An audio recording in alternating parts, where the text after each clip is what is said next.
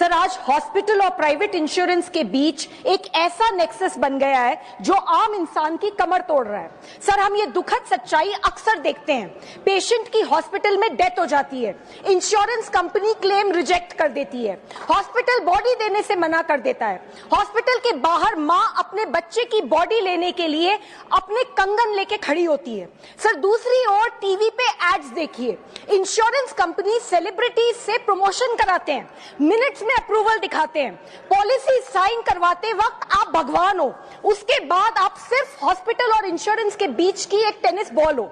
Admit होते ही TPA में पता चलता है कि आपकी कंपनी तो ब्लैक लिस्टेड है, पहले पे करो उसके बाद रिइंबर्समेंट होगा।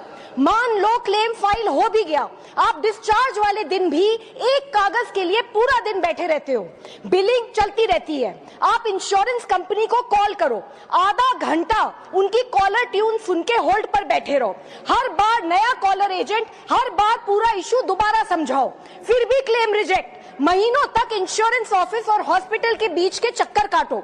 सर, इरडाई के मुताबिक 2024 में 26,000 करोड़ के इंश्योरेंस क्लेम्स रिजेक्ट हुए, जो कि पिछले साल से लगभग 20% ज्यादा है। इस वजह से हर साल करोड़ों इंडियंस गरीब हो जाते हैं। आज देश के बड़े हॉस्पिटल्स और इंश्योरेंस कंपनीज ज्यादातर विदेशी प्राइवेट इक्विटी ने खरीद ली हैं। Hospitals deliberately bills policy limit के हिसाब से बढ़ाते हैं।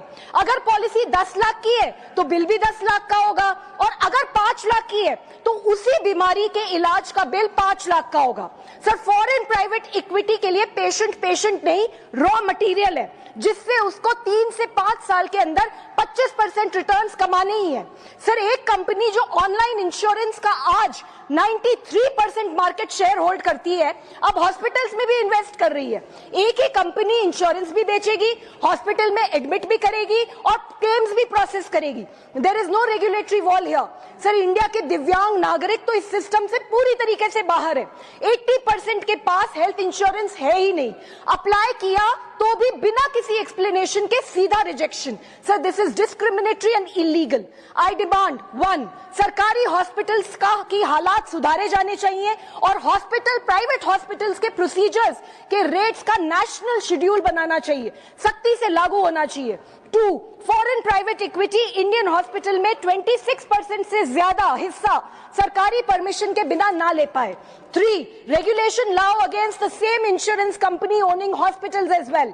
4th, ghost and inflated billing पर क्रिमिनल केस होना चाहिए। 5th, दिव्यांग के लिए मैंडेटरी हेल्थ इंश्योरेंस होना चाहिए, उन्हें आयुष्मान भारत में भी जोड़ा जाए।